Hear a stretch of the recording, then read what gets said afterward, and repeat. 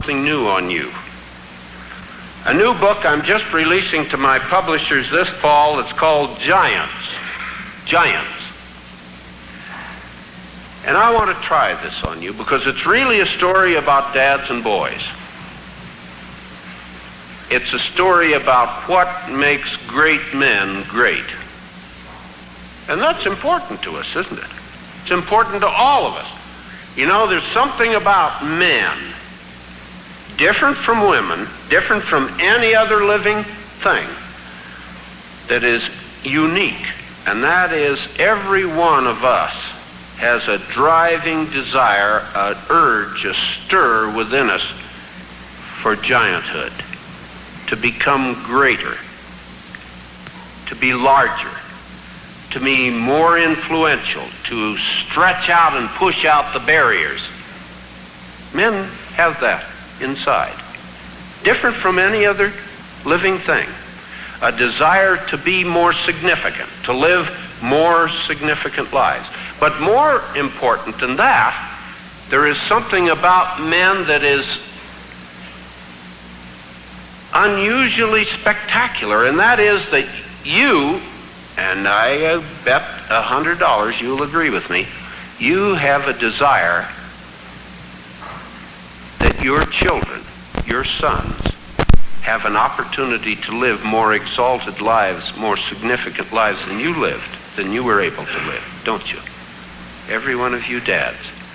And as you become grandfathers, like I am, you have even a more desire, a more driving urge, a stir within you, that your grandchildren have a more opportunity, a greater opportunity to become more giants than you were, or that your children were. So I offer you this tonight. You men, grown men, in your reach and stretch and urge to become more significant, live more useful, more significant lives, and your desire that your sons have an opportunity to live more significant, more exalted lives than you were able to have the opportunity to live. Now, this book that I've written, called Giants, was stirred up in 1975. Last part of 1975, I got out of the Air Force. 33 years I'd served my country through 4 wars, and I had the brilliant opportunity for a new assignment, and I was assigned to be a part of the little subcommittee of the Bicentennial Committee. We were the working guys. We did the job. Bicentennial Committee. It was 1975, and we were planning and putting together the 200th birthday, year-long birthday party of our country, 1976, the Bicentennial. And we used to meet every week on Wednesday morning, 9 o'clock, in the east wing of the White House. And we would hustle and bustle and worry and stew and talk about what we were going to do. We were the ones that created the tall ships, remember, that sailed into New York Harbor. We did all of these things. We planned the whole bicentennial program and laid it out. And our chairman, our honorary chairman, was President Ford, then President Ford. And he used to come in every Wednesday at 9 o'clock and listen to us. And he would sometimes encourage us, sometimes he would discourage us, sometimes he'd give us suggestions. And at the end of each one of these meetings, he'd sit down and we'd talk, 2 or 3 or 4 together. One day, I was in that little group talking with President Ford. And he said, "Colonel, I recognize you. I know I have read your brochure. And I recognize you because I know that you have had 50 years of life." I was 50 years old then. He said, "Do you realize that you're a quarter as old as your country?" I didn't realize I was that old. But when you're 50 and your country is 200, you're a quarter as old as your country. He said, "I also noticed that you have served your country for 33 years in the Air Force. And you've had some unusually brilliant, unusually lucky assignments." And he said, "I also noticed that you're a compulsive journalist, diarist." I don't know how he found out, but he was right. Ever since I was a second-class scout, One of the requirements when I got my second class was to keep a diary for 3 months. You had to keep a diary every day. And I was one of these guys that got into a rut, and I never stopped keeping a diary. 3 months went by, 3 years went by, 30 years went by. Still today, I still keep a daily diary. And that's a very good habit. You boys should adopt it. You don't have to have any memory at all if you keep a diary. You can look back through these old foot lockers full of diaries, and I can find out exactly who did what to whom, when, where, and why, all the way back to the middle of the 20th century. He said, I hope you're not going to waste that, all that experience and all those records. Make it useful to your fellow man. He said, I'm sure that of all the people that you've associated with, some of those men were really great men. Some of them were near great. Why don't you try to look back through your diary sometime and find out what made those unusually great men great? So I did. I took his advice, and when there was a break in the action, I looked back through my old foot lockers, and I made some telephone calls, and I went around and I talked to a lot of people, and for a year I studied and worried and thought and got out of my diaries the essence. And I found out that, like President Ford had informed me that I probably would, that there were a half a dozen guys in my years of service that raised themselves so far above the common, ordinary men and women that they were real giants. They had served their country, they had served mankind, they had become a part of the on-course of history in such an unusual way that they were really far larger than life. And I found out, amazing to myself even, that there were some things about these men and women that were unique, different, that separated them. And I'd like to share those with you tonight, for whatever use they may mean to you. As men, in your effort to push back the barriers that limit you in your gianthood adventure, or boys, in your effort to stretch and reach and become and serve your fellow men. And for dads and sons, those that come after you, because all of us associate with young people. This may be helpful in your association with young people, because what makes great men great, even from one other point of view, is important to all of us, isn't it? Now, I know you're probably thinking, well, what kind of guys did you associate with that would be of any significance that could possibly touch gianthood? Well, let me just run through a list of the people whom I served with, out of which the giants I chose. First of all, my father, my dad. My dad walked beside a covered wagon up the Oregon Trail from Kansas Law School into Montana. And there, fighting for the little farmer and little businessman against the great corporations, he raised himself up to be Chief Justice of the Supreme Court of the state of Montana. A real pioneer, giant lawyer. And then when I went east to West Point, I had the good fortune of rooming in the same room during my first summer at West Point with General Patton's son, George Patton III. And old General Patton used to come back. That was right in the middle of World War II. And General Patton used to come back from the great battles in Sicily and Italy, and he loved West Point. He'd come back for a weekend, and he'd come into West Point, and he'd scoop us two cadets out and take us up into the Adirondack Mountains where he had a retreat. Little cabin with a big fireplace. And there for the weekend we would sit and listen to old General Patton beside this great roaring fire telling war stories. Fabulous. I learned most of my vocabulary from listening to old General Patton tell war stories. And then when the war was over, I had the brilliant opportunity that nobody rarely ever has, as a young second lieutenant, to accompany President Franklin Roosevelt to Yalta, to the great conference on the Black Sea in Yalta. I was his assistant aide. And I used to carry his briefcases, flip the charts when the briefers came, run messages up and down the hall, and I stood by the door. I was the guard. And what a thrilling experience to stand there in the great palace and listen to those great men talk. Stalin, Joseph Stalin, Winston Churchill, and President Franklin Roosevelt, as they discussed the issues that were making the history of the world for 100 years. And then I went to the Southwest Pacific as a P-38 pilot and flew and lived in the same tent, ate at the same mess bench, sat on a coconut log on the beach and briefed and flew with Charles A. Lindbergh as we developed the jet stream and how it could be used by aviation and extended the range of the P-38. And then I got command of the 1st Jet Squadron in the Pacific and led the 1st jet flight across the Atlantic Ocean.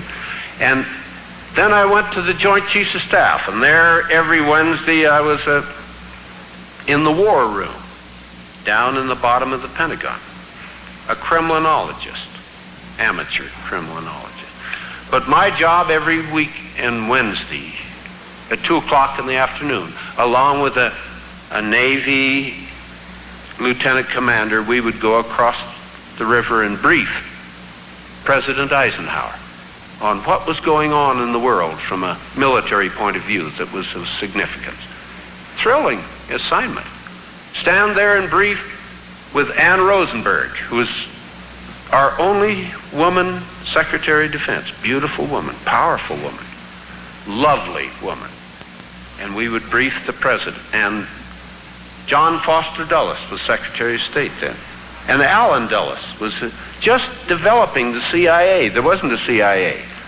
And to stand there and brief those guys and have mass questions and your knees would shake as they... And opposite President Eisenhower was this young guy, looked like a teenager, very dark and swarthy. Nobody ever paid any attention to him. Vice President Richard Nixon. And then I got the opportunity to come back as Secretary of the Joint Chiefs of Staff and take the notes when the 4-star generals and admirals were discussing the great issues that would lead to the war in Southeast Asia.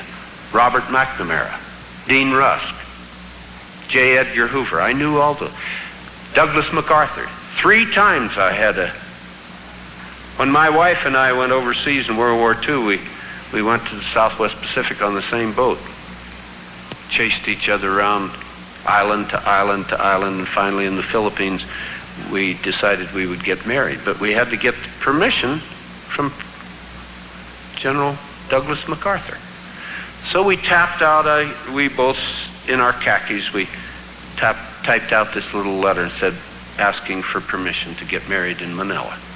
And we sent it off. Less than a week it came back. A line, kind of sort of a felt tip pen line underneath my and Betsy's signature, and then underneath, in writing, not typed, said approved. But don't let it interfere with duty, young man. Signed, Douglas MacArthur.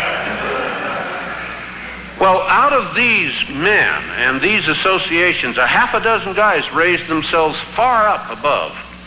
And out of that, I found that there were only 3 characteristics. Would you believe that? Only 3 unique characteristics about the real giants. Now, I'm not talking about physical giants. I'm talking about not Goliaths, but Davids. Really. Men of steel, men of many dimensions, many Renaissance men that really cast a mark upon mankind, those kind of giants. 3 characteristics separated them from ordinary guys like me who plateaued out in life. And I'd like to share them with you. The first one, every one of these real giants of my time had something in them down deep inside, woven into the fabric of their life, probably as a result of the father-son relationship when they were very young, a real driving urge for physical and mental fitness. A driving urge to keep the body, the vessel that God had given them to serve, clean, wholesome, pure, healthy, mentally too, ready. Maxwell Taylor, General Maxwell Taylor, I worked with him when he was Joint Chiefs of Staff, chairman. Perfect example, 60 years old when I knew him, 4-star general, chairman of the Joint Chiefs of Staff, still going to college, jogging every morning and going to college 3 nights a week at George Washington University, trying to push back the barriers that limited his ability, getting his doctor's degree in political science. 60 years old, never satisfied, charging, pushing, to make himself more ready to reach out, to grab a new challenge, to field a new task and push a frontier away. I remember when I was first in the Pentagon, I was a major, and my job in the Pentagon was the Kremlin. I was to learn all I could about the great leaders of the Communist Party, the Soviet Union. And in my day, it was Khrushchev. Do you remember? Khrushchev, Beria, Molotov, Exanovich, and all those other great leaders of the Soviet Union with all their medals. I was to learn about them, and I prepare and see who was rising and falling, and I went to the CIA, I went to G2 of the Army, all these intelligence, and I learned all about the leaders. And I prepared a briefing, and I had a chart with all their pictures, who was rising to power, who was falling from power. I knew them. And I had a backup briefer. Everybody in the Pentagon has got to have a backup in case you're flying or dead or you're sick or something. And comes a requirement. What's going on in the Kremlin? You've got to be able to send somebody out. My backup briefer was named Jones. He didn't know anything about the Kremlin. He couldn't care less. But he could read. And he knew that I kept my briefing in my top drawer. So in case I was gone, in came a requirement to brief about the Kremlin. He'd grab my briefing and my charts and run off and read my script. One day in October, I caught the flu. Oh, you know what it's like to have the flu? Your muscles ache, your joints ache, you're coughing, sneezing, headache. I came into work, I hung up my raincoat, dripping wet, walked over and sat down this big pile of messages from Moscow, the ambassador, the attaché. I had to go through them. My head fell down in the palms of my hands, and I just sat there hoping nobody in Washington would want to know anything about the Kremlin today, please. But as soon as I settled down, the telephone rang. Some idiot across the river wanted to know something about what was right up to date on happening in the Kremlin. And I hung up the telephone, griping and moaning, cussing. Jones came up. He patted me on the shoulder. He said, "Hey, you look like the wrath of God. Why don't you go home, take some APCs, and go to sleep? You'll spread that all over the office. I haven't given your briefing for a long time. I ought to give it once in a while, stay up to date." I felt so bad, I opened my drawer and I handed Jones my briefing, and I saw him disappear down the hall, and I went down to the dispensary and I got a big bottle of APCs, and I went home, took a handful, hit the sack. Slept. In fact, I slept for about 3 days. Afternoon of the 3rd day, I woke up and I looked around. I thought, boy, I feel pretty good. I've got this licked. I walked downstairs, sat down in a big red leather chair, put on a dressing gown, robe, turned on the television. Huntley and Brinkley, remember? NBC News, Huntley and Brinkley? Chet Huntley was on. He was where it happens. He was always in the scene of action. He was at Vienna, Austria. He was at the airport in Vienna, Austria. And as Chet described the scene, you could see this mist and rain, and out of the mist, this great big silver jet appeared and touched down, spray flying from its wheels, braking to a stop, turned, taxi in. Then he looked around, and you could see around the airport at Vienna, Austria, thousands and thousands of people packed against the fence. Then he zoomed the camera in upon the nose of this big silver jet. The presidential seal. It was Air Force One. Taxied in, parked. They pushed out these big steps up to the door. And out from the crowd came a little detachment of people. And as they walked toward the bottom of the steps, Chet Huntley zoomed the camera in on their faces. I knew those guys. It was my business to know them on sight. It was Khrushchev, Beria, Molotov, the foreign minister. This was the first summit, remember, in Vienna, Austria. The doors opened and out at the top came President John F. Kennedy, smiling and waving to the crowd. And behind him, his beautiful wife, Jacqueline, dressed to the nines, and holding her arm and carrying this big briefcase, Joan.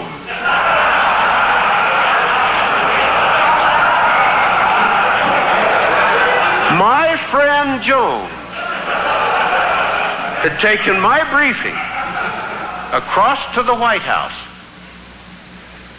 They escorted him in, sat him in a big red leather chair, and he read my script. At the end of which, he tells me, the president put his feet down off from the desk onto the floor and leaned over and said, "Young man, you must be the finest authority on the Kremlin in Washington. Pack your bags. Come with me. We're going to Vienna." You see, Jones was ready. I was in the sack. Jones was always ready, physically and mentally fit and ready. That was General David C. Jones. Today, he's your highest military officer. He's chairman of the Joint Chiefs of Staff right now. 4-star general. And Dave Jones will be ready. You can bet on that. The second characteristic that I found common and unique to the giants of my time, every one of them had woven into the fiber of their being a golden thread called absolute personal integrity. Absolute personal integrity, basic honesty. They didn't know any other way to live. It didn't make any difference if they were a supply officer in the Arctic or if they were in the center of the action in Washington, D.C. You didn't have to guard them. You didn't have to inspect them. You didn't have to oversee them or supervise them. They didn't know any other way to live but absolute, basically honest. Can you imagine just for the last 10 years, if just the leaders, the top leaders of our country, had had no other qualification than just that one, absolute personal integrity, would have changed the face of history, wouldn't it? I remember when I was in the Southwest Pacific, I was a lieutenant, second lieutenant, and we had a kind of a tradition out there. If you flew 50 missions, you got an air medal. Boy, I was so happy. I now could go home a hero with my air medal. So I went before dawn and got the briefing. I went by personal equipment, I got my helmet, and oxygen mask, and my parachute, and I threw them in the back of the Jeep. We roared down to the flight line. But as I came up to my revetment where my P-38 was parked, I noticed my crew chief crawling down the boom of my P-38 with this long, disconsolate look on his face. I thought, oh no, my last chance shot. My crew chief was a corporal. He was from Lone Oak, Arkansas. His name was Elmer Willman. It all kind of goes together, doesn't it? Corporal Elmer Willman from Lone Oak, Arkansas came walking toward me with his hands down deep in his fatigue pockets his head down, his shoulders down, his face down, and kind of scrubbing his big GI shoes along the sand of the revetment. And I decided, man, this is bad news. But I decided the only way to approach this is with buoyancy. So I stood as tall as I could, and I walked up to him. I said, well, Corporal, she's ready, isn't she?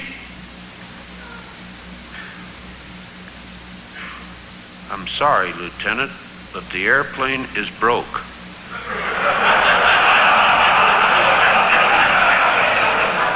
I said, what do you mean, broke? It's your job to keep it fixed. Now, what's the matter with it? I'm sorry, Lieutenant, but the left turbo supercharger ain't putting out according to specs. I said, well, that's good news. We only use the turbos at very high altitude. This is a strafing mission on the beaches. We don't need the turbos. Now get out of my way so that I can get into the cockpit. But that little corporal didn't get out of my way. He just stood there between me and his airplane. Hands down deep in his fatigue pockets, kind of scrubbing his one toe around in the sand, and saddest look you ever saw on the face of an Arkansas corporal. Every once in a while he'd look up and he'd look me right in the eye. I'm sorry, Lieutenant, but the tech order says that the turbo supercharger ain't putting out according to specs. The airplane is grounded. I threw down my helmet and broke my goggles. And I smashed my parachute down on the concrete, and it popped open in a great white cloud. And I almost slugged that little corporal. He was only maybe about that high. But he just stood there between me and his airplane. Hands down deep in his pockets. Sad look.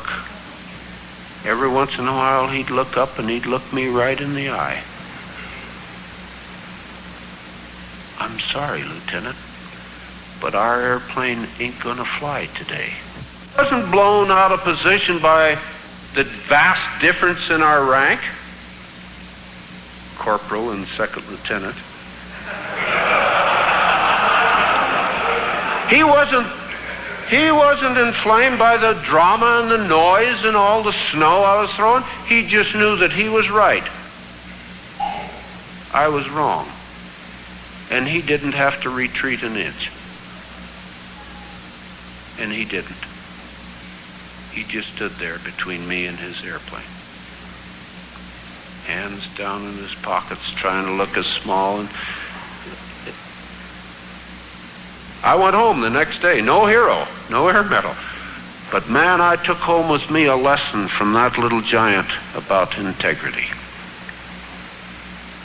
Vastly more important than any medal you can put on your chest. A lesson in simple, basic honesty. In little things or big things, it's just the same. And every once in a while, as I grew on from second lieutenant to captain to major to colonel, every once in a while, like you men know, you get caught in this vice between a requirement and a decision. And your boss wants you to use a little moxie, a little sensitivity, a little guile, a little maturity, a little compromise. And every time I'd come to that kind of a clutch, I would think about that little corporal and the way he stood on that coral island. And he just knew right and wrong. And he didn't retreat an inch. Absolute personal integrity. Well, the third characteristic, and the only other characteristic that I found common to the giants of my time, the only other thing that I find that makes great men great, was that every one of the giants that I knew was a man of God. Every one of them had established, young or old, sometime in their life, had made a decision about the quality of their life, and they had accepted Jesus Christ They had established a golden cable all the time, moment by moment, day by day. Not just on Christmas, not just on Easter, not just on Sunday, but they lived the life. They believed what he said, and they acted like they believed what he said. When he said, I am the way, the truth, and the life. Douglas MacArthur. You don't often hear about the spiritual side of General Douglas MacArthur. Everybody wants to bad him, down him. I had 3 encounters with the old general. When I was a second lieutenant,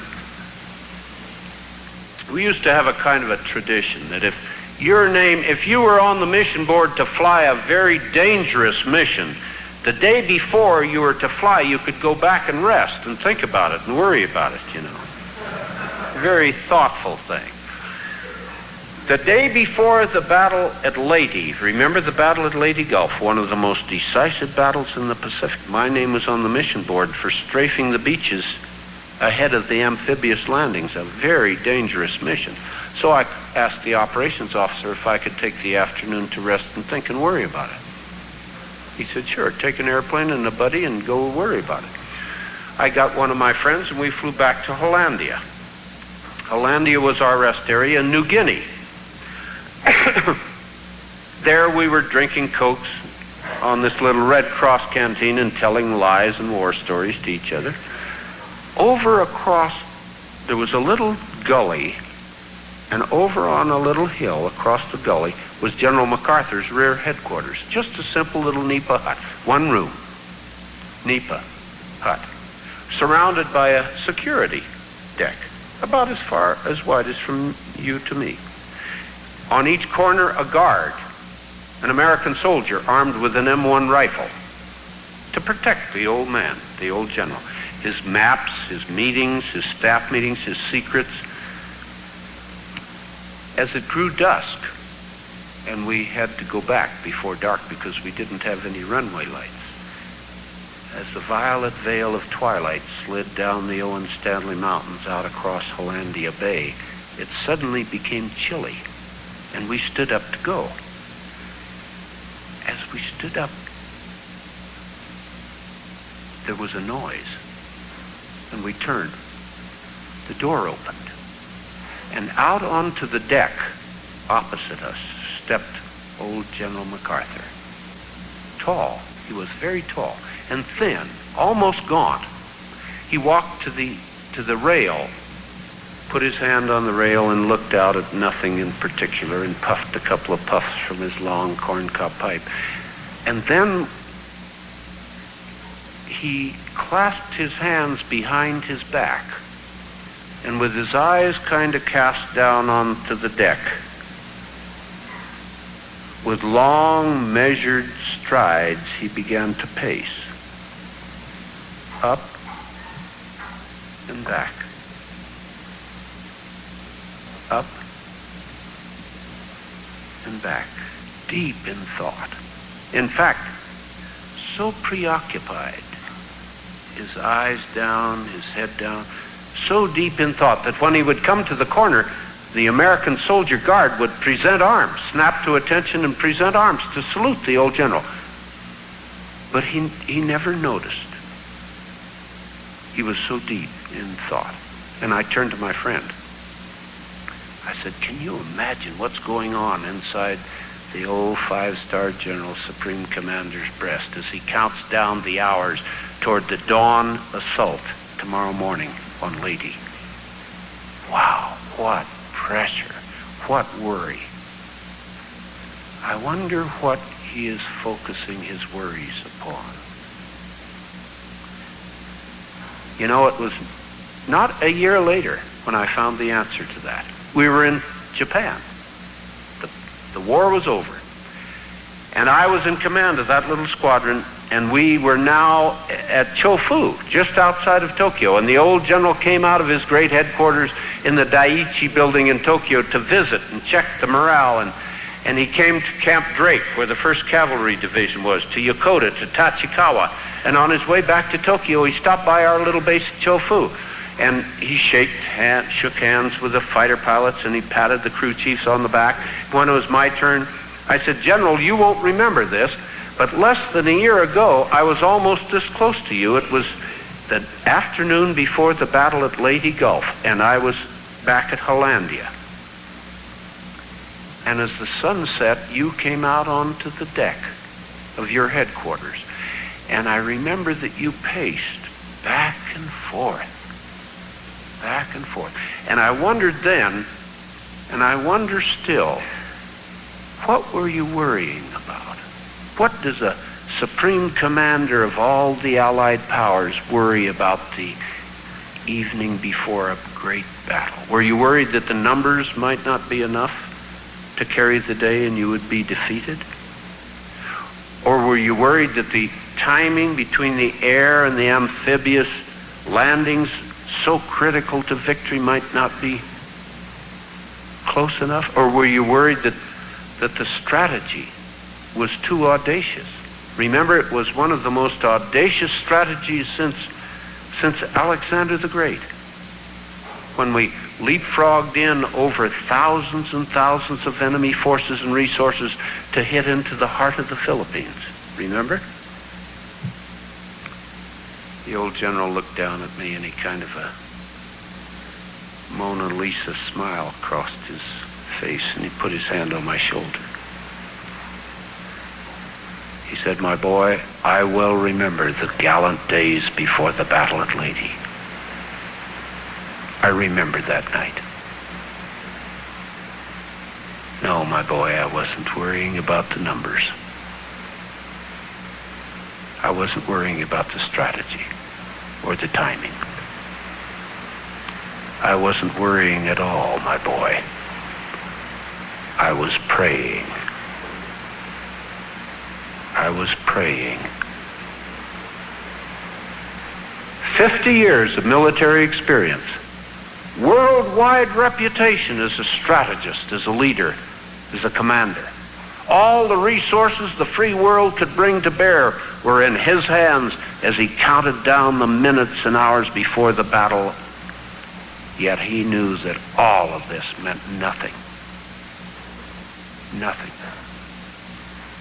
compared with the power that was available.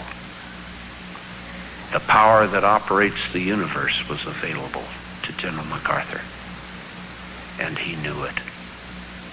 And he knew it. And he was tapping it in prayer. Omar Bradley. Remember Omar Bradley, the last of the five-star generals, chairman of the Joint Chiefs of Staff? When I was in the Pentagon, I was his assistant executive officer. Beautiful man, quiet, low-key, soft, kindly, powerful man. My job was to take the papers of the Joint Chiefs of Staff into him when they were completed. He would review them, and then he would make a little OB with his blue pencil up in the upper right-hand corner. One day I had such a paper, Friday afternoon, 4:15. I rushed into his office. It was right in the middle of the Korean War. Important paper, needed his OB before I took it upstairs to the Secretary of Defense, who was then Anna Rosenberg. Mrs. Rosenberg then collected these papers all day, and at 4:30 she went across the river to check the papers out with the President, Eisenhower. 4:15, I had a paper. I ran into his office. It was a critical day in the middle of the Korean War. His secretary stopped me. She said, "The old general is in, but I don't think he wants to be disturbed. He's not answering his buzz. He's under tremendous pressure." This was a day in the Korean War you may very well remember. The Chinese had come across the Yalu River, had surrounded a Marine division in the middle of the Korean Peninsula, completely surrounded. It looked like they would be annihilated. America was on edge. A terrible defeat was at hand. The chairman of the Joint Chiefs of Staff was really under pressure. And I paced up and down for a few minutes, checking my watch.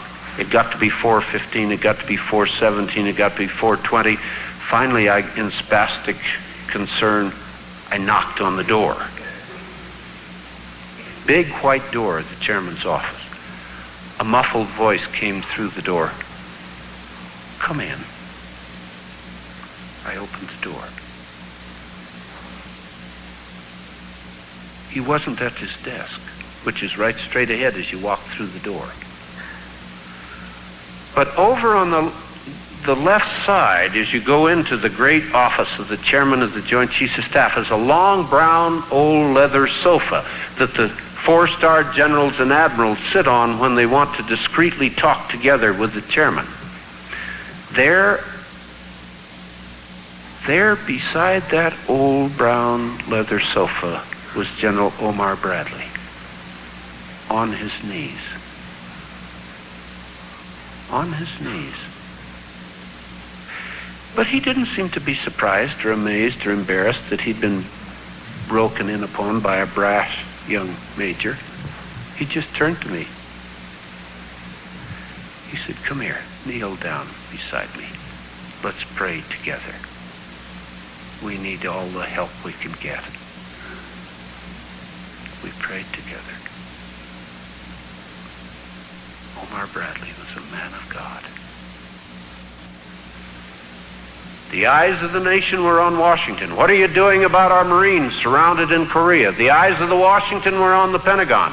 What are you going to do to save our Marines? The eyes of the Pentagon were on old General Omar Bradley, the last of the 5-star generals. Where were the eyes of General Omar Bradley? On God. On God. All of that experience in Europe, all of that years of national and international reputation, he knew that that didn't mean a thing in the hour of power compared with what was available. He had a golden cable direct to the power that operates the universe, and he knew it, and he was tapping it in prayer. That was Friday afternoon. That was about 4:20 now. Sunday morning, every newspaper in the United States blazed with the blackest headlines since World War II. American Marines fought to freedom. And they did. Down the valley of the peninsula, they fought their way out and were picked up by an American destroyer in Wonsan Harbor. Omar Bradley knew the power of prayer. He was a man of God, and he knew it, and he lived it day by day, moment by moment. Well, you dads and sons, those are the only 3 things that I found that separated the giants of my time from ordinary guys that plateaued out in the middle of life like I did. Every one of them had a driving urge for physical and mental fitness. They kept the vessel that God had given them. Young until old, they were concerned to keep it physically fit, pure, healthy, clean, and ready, mentally and physically. Every one of them had woven into the fabric of their being a golden thread of absolute personal integrity. They didn't know any other way to live. And every one of them was a man of God. Every one of them, early or late, had established a personal relationship with Jesus Christ. They were on friendly terms. They had a golden cable direct, and it was open, moment by moment, day by day. They had broken the separation and had reestablished communications with the living God. That's all I found that was different between the giants and ordinary guys like me.